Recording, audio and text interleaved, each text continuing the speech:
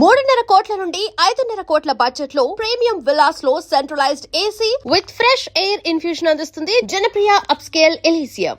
ఆస్తిలో వాటా పంచమని రచ్చబండిని ఆశ్రయించడం వలన గ్రామ పెద్దలందరూ రేపు 11 గంటలకు రాయుడు గారి ఇంటికి రావాల్సిందిగా కోరుతున్నాము.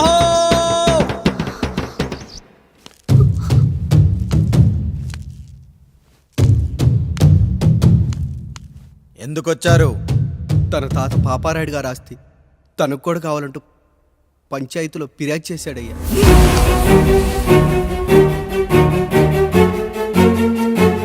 మస్తా గారు ఆ దస్తావేజులు ఇవ్వండి. అయ్యా మరి మా సంగతి ఏంటి? అడగరేంటి? అవునన్నయ్యా, ఈరోజు మీ పన్మేష్ కొడుకొచ్చాడు, రేపు ఆ పాల్దాన్ కూతురు వస్తుంది. ఇలా వచ్చినోళ్ళంతా మీ సంతానమేం తెలిసాక అదిగో ఆ కాముడు చెప్పినట్టు మా ఆయన వాటా కిందో బాత్రూము, నాకో సబ్బు బిల్ల, నా పుట్టబోయే బిడ్డకో బొట్టు బిల్ల, ఇదే మిగులుతుంది. అయినా ఊరి జనాభా కన్నా అన్నయ్య పిల్లల సంఖ్య ఎక్కువైపోతుంది. వాళ్ళందరూ ఇంటి మీదకి వచ్చేలోపు మా ఆస్తి మాకు ఇచ్చేస్తే మా బతుకులు మేము బతికేస్తాంగా. అవునన్నయ్య, మా ఆస్తి మాకు కావాలంతే. ఎవరిని పట్టుకుని ఏం మాట్లాడుతున్నారయ్యా? ఉన్నప్పటి నుంచి ఆయన మిమ్మల్ని సాగుతూ ఉన్నారు. ఈరోజు పెరిగి పండయ్యాక మా దారి మేము చూసుకుంటా ఉండడం న్యాయం కాదయ్యా, న్యాయం కాదు. ఏ ఆయన నీకో కొడుకునిచ్చాడా? వాడి పేరేంటి? ఐఫోనా? ఎరా ఆస్తి కావాలా? 4 బ్రష్లతో తోముకుంటే ఎక్కడ విడిపోతామో అని నా బ్రష్ టూత్ పేస్ట్ నీకు త్యాగం చేసినప్పుడు అప్పుడు అడగాల్సిందిరా అన్నయ్య ఆస్తి కావాలి అని. ఎరా నేను వాడిపారేసిన లంగోటాలు మార్చి మార్చి చొక్కాలు చేతిగుడ్డలుగా వాడారే, అప్పుడు అడగాల్సిందిరా అన్నయ్య ఆస్తి పంచు అని.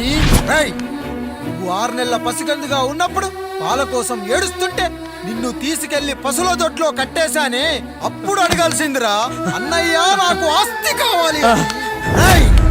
మా తండ్రి గారు పాపారాయుడు పోలికలు నాకు, నా పోలికలు ఆండ్రాయిడ్కి. అసలు మా కుటుంబంలో ఏ పోలికలు లేని మీకు ఎందుకు ఇవ్వాలరా ఆస్తి? ఆస్తి లేదు, గీస్తి లేదు. Get out, get out, get out, get out, get out, get out అని నేను అనొచ్చు, కానీ అనగలనట్రా? అనలేను. ఎందుకంటే మీరంతా నా తమ్ముళ్ళు, నా చెల్లెళ్ళు. రక్తం తాగిన దోమ కూడా వెళ్ళేటప్పుడు కృతజ్ఞతగా ఏ మలేరియానో టైఫాయిడో వదిలి వెళ్తుంది. కానీ రక్తం పంచుకొని పుట్టిన మీరు ఈ అన్నయ్య కోసం ఆస్తి కూడా వదల్లేకపోతున్నారు కదరా. గుమస్తా గారు, నా యావదాస్తి నా తమ్ముళ్లకు చెల్లెళ్లకు వాళ్ళ పేర్ల మీద రాయండి. నాకు చిల్లి గవ్వ కూడా అక్కర్లేదు. ఇక ఈ ఇంటికి నాకు ఎటువంటి సంబంధం లేదు. లక్ష్మి, సావిత్రి, మీ చీరలు విప్పేయండి. ఇక్కడికి వచ్చేటప్పుడు ఏ చీరలు కట్టుకున్నారో వెళ్ళేటప్పుడు కూడా అదే చీరలు కట్టుకోండి. వెళ్ళిపోదాం. దస్తావేజులు తీసుకురండి.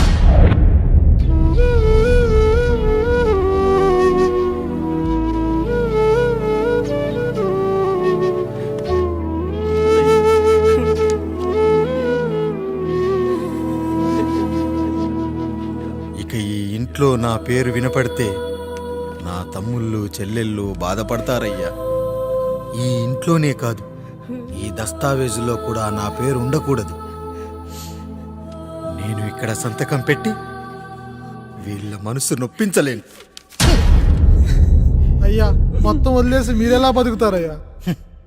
ఎండకు నీడలా, వర్షానికి గొడుగులా నన్ను ఇన్నాళ్ళు కాపాడింది. కష్టాల్లో సుఖాల్లో నాకు తోడుగా నిలిచింది.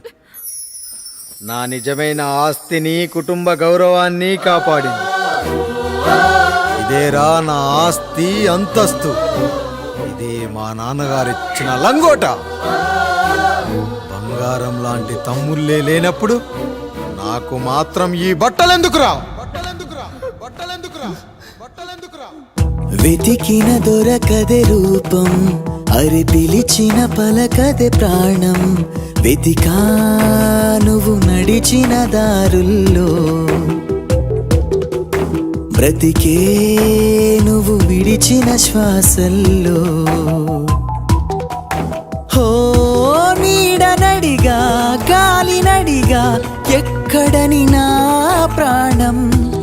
ఏరునడిగా, ఊరునడిగా, ఎందుకని ఈ మౌనం బాధనను విడువనని తడిమినది వెంటపడి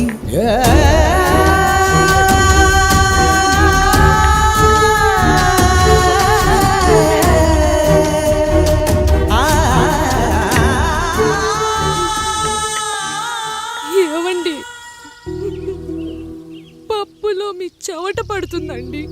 ఇడ్లీలో 2 చెంచాల ఉప్పు తగ్గించు లక్ష్మి. ఎలాగో మనం పేదోళ్ళమే కదా, కనీసం ఉప్పు ఖర్చైనా తగ్గుతుందనుకో.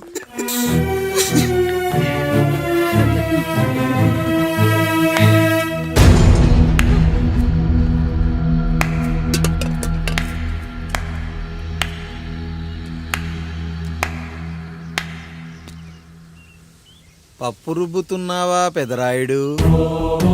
ఎవడికైనా చేసిన పాపం పండుతుంది అంటారు, నీకు మాత్రం అదిగో అలా పిండయింది. అరే రే రే రే రే, చేతి నిండా భార్యలు, ఇంటి నిండా బంధువులు, బీరువా నిండా డబ్బులు, ఊరి నిండా జనాలు. ఏరి ఎక్కడ? ఇంటర్వెల్ ముందు ఇంటర్ చదివే కుర్రాడు ఏదో ఆవేశంగా డైలాగులు చెప్పాడు, సెకండ్ హాఫ్ కు మర్చిపోతాడు అనుకున్నావు కదూ? మర్చిపోవడానికి నువ్వు నాకు ఇచ్చింది అప్పు కాదు, ద్రోహం. అమ్మ వచ్చిన ప్రతిసారి అడిగేవాణ్ణి, అమ్మా నాన్నెక్కడా అని. నీ గురించి తెలిసాక నీ ముందుకొచ్చా, నీ బ్రతుకుని ఇక్కడి దాకా తీసుకొచ్చా. పిక్చర్ అభి బాకీ హే మేరా పితాజీ. నిన్నిలాగే వదిలేస్తే ఈ ఆండ్రాయిడ్ తో వదలవు. సామ్సంగ్లు, హెచ్టీసీలు, లెనోవాలు అంటూ కనిపారేస్తూ మా అమ్మ లాంటి వాళ్ళ కోసం తిరుగుతూనే ఉంటావు.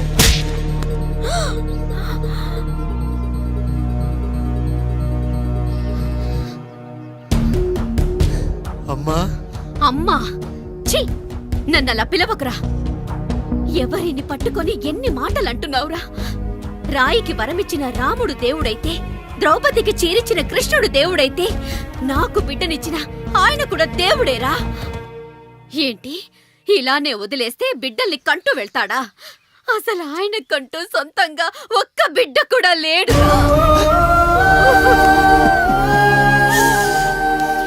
అసలు ఏం జరిగిందో తెలుసా? మీరుండండి అయ్యా, ఉండండి. మొదటి భార్యని చేసుకున్నాక పిల్లలు పుట్టలేదని 2వ పెళ్లి చేసుకున్నారు. ఆవిడకి పుట్టలేదు. 3వసారైనా తగులుతుందనుకున్నాం, తనకే పుట్టలేదు. పిల్లల కోసం పెళ్ళాలని మార్చాడే కాని వాళ్ళని వదిలేయలేదురా. అదిరా మా పెద్దయ్య మనసు. ఆయన దగ్గర బాణం ఉంది కానీ లేదురా, లేదు.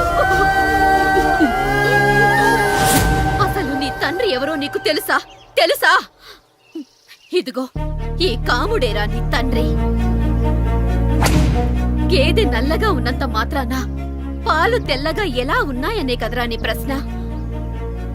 దానికి సమాధానం చెప్పాలంటే, ఒక వర్షం కురిసిన రాత్రి నేను 9వ నెల బాలింతగా ఉన్నప్పుడు.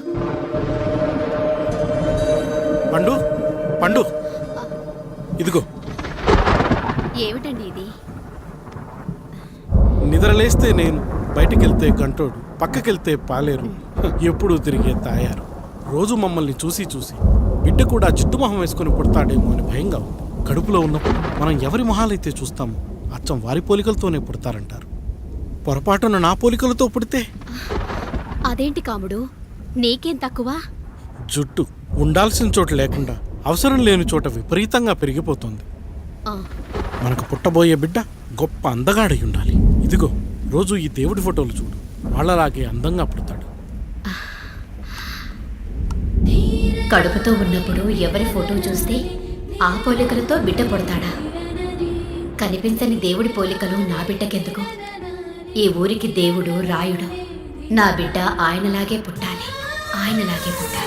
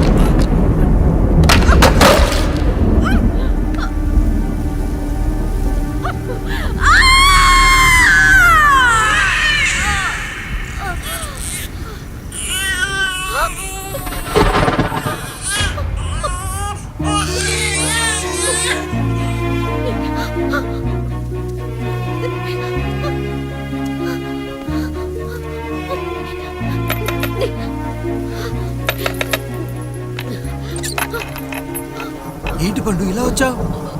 అయ్యా తప్పు జరిగిపోయింది పెద్దయ్యా. ఏం జరిగింది? అసలే నువ్వు ఒట్టి మనిషి కూడా కాదు. ఒక్కసారి ఇటు చూడండి అయ్యా.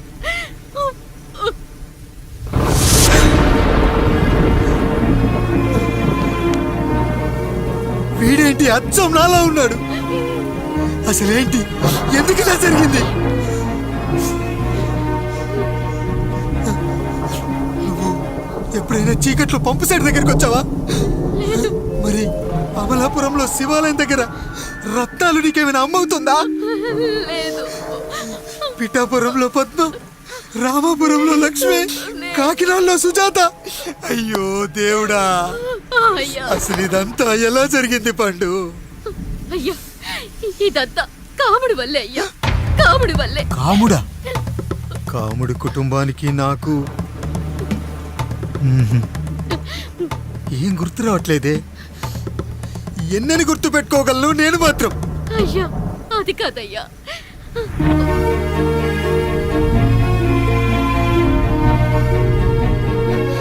అలా రోజు మీ ఫోటో చూసి చూసి అచ్చం మీలాగే పుట్టాడు. అయ్యో, నా పోలికతో బిడ్డ కావాలనుకోవడం ఏంటి పండు? నువ్విలా చేయడం ఏంటి పండు? పోలికల కోసం ఫోటోలు ఎందుకు చూసావు పండు?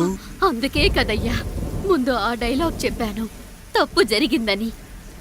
ఇప్పుడు ఏం చెయ్యాలయ్యా? స్వచ్ఛమైన మన ప్రేమను ఈ పాడులోకం అర్థం చేసుకోదు. కనీసం మీ ఇద్దరి జీవితం బాగున్నా ఆనందపడేవారు.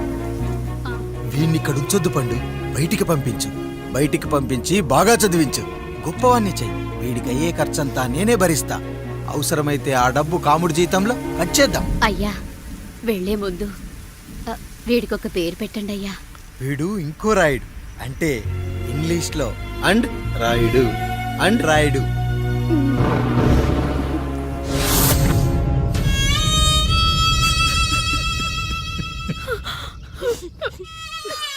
ఇది రా నీ కథ, నా గతం.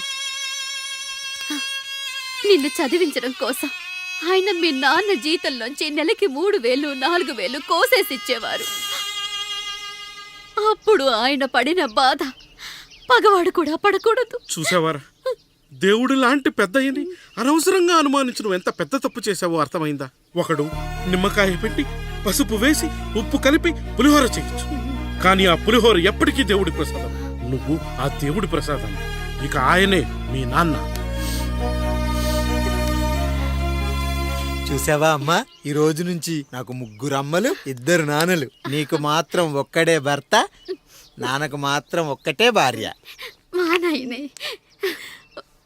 అయ్యా బిడ్డను ఒక్కసారి ఎత్తుకొని తిప్పండి అయ్యా. బాబు, నాన్నా,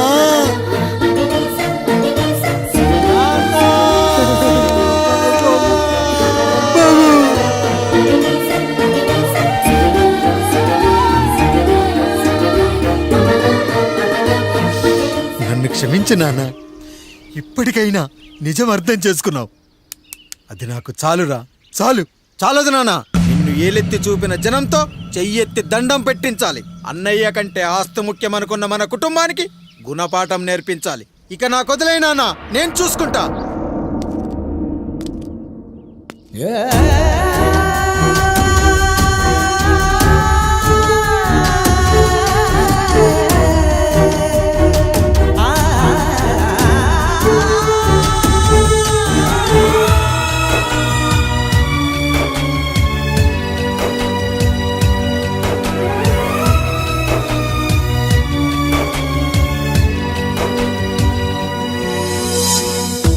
మనసుకే తగిలిన గాయం తుడిచేది ఇంకెవరు? మనిషిలో పెరిగిన ద్వేషం తొలచేది ఇంకెవరు? గుండెలో పగిలిందా కన్నీటి పర్వతమే? ఓదార్పు కరువయ్యే బంధాల సంద్రములో జాలి లేదు, కరుణ లేదు ఈ స్వార్థ మనుషులలోన. గురుతులేవి, మనుగడేది ఈ మనిషి మంచితనాన. బాధనను విడువనని నవ్వినది వెంటపడి,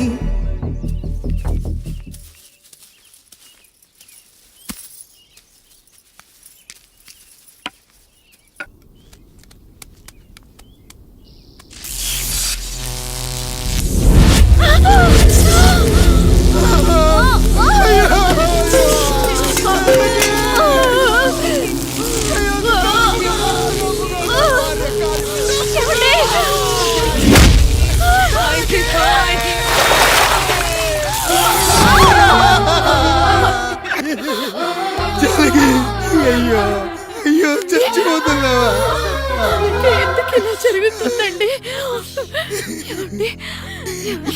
మనసులో మాట నాకు తెలియదా? నేను చచ్చిపోతున్నాను, మీరు ఇంకో పెళ్లి చేసుకోండి అని అంటావు కదా. అది కాదండి. అయ్యో మరి ఏంటి జానకి? హాస్పిటల్కి తీసుకెళ్ళండి.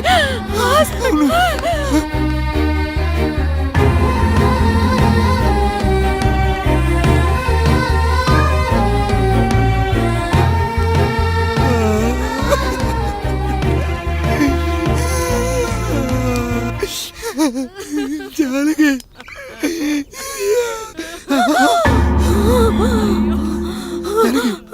ఏమండి?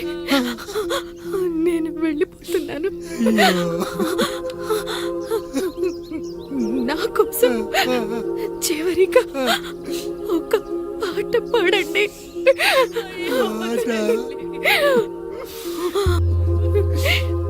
ఎల్లరిని ఏదరికి చేర్చిన సంగ్రామం. వద్దండి. కష్టాల్లో కూడా మీరు కన్నీళ్ళు పెట్టకూడదండి. వెళ్ళే ముందు అక్కతో కలిసి ఒక మంచి ఊపున్న పాట పాడండి.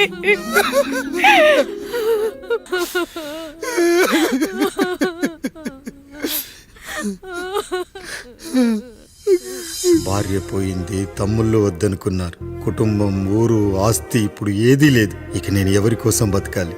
ఏ కరెంటు నా భార్యను పొట్టన పెట్టుకుందో అదే కరెంటు నా చావును కోరుకుంటుందో. నా చావుతో అయినా నా తమ్ముళ్ళు, నా జనం నన్ను అర్థం చేసుకోగలిగితే చాలు. ఉంటాను రా, ఉంటాను.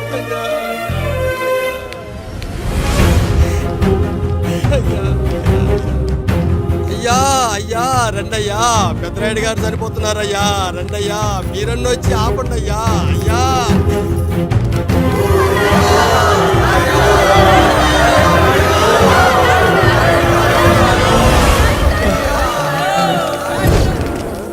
ప్రజల్లారా, నా బిడ్డల్లారా, నా జీవితం మీకే అంకితం. మళ్ళీ జన్మంటూ ఉంటే మీకోసం తిరిగి వస్తాను.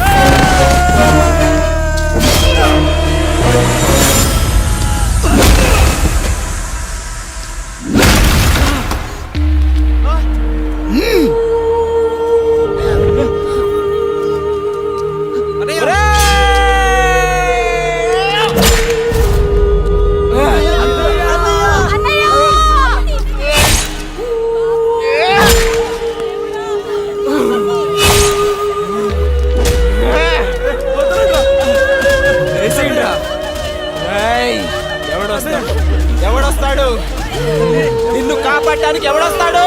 వేసేట్రా.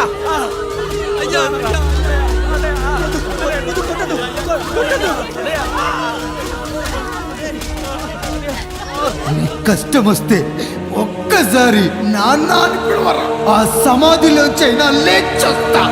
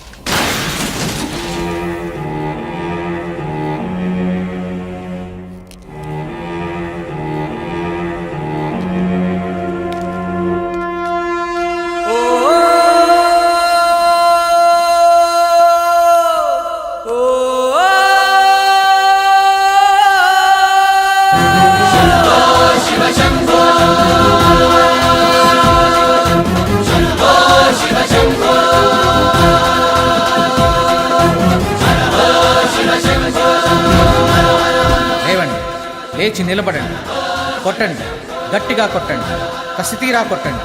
ఈ చిత్రంలోని నటులను, సాంకేతిక నిపుణులను ఎక్కడ పడితే అక్కడ కొట్టండి. కనిపించిన ప్రతి చోట కొట్టండి చప్పట్లతో.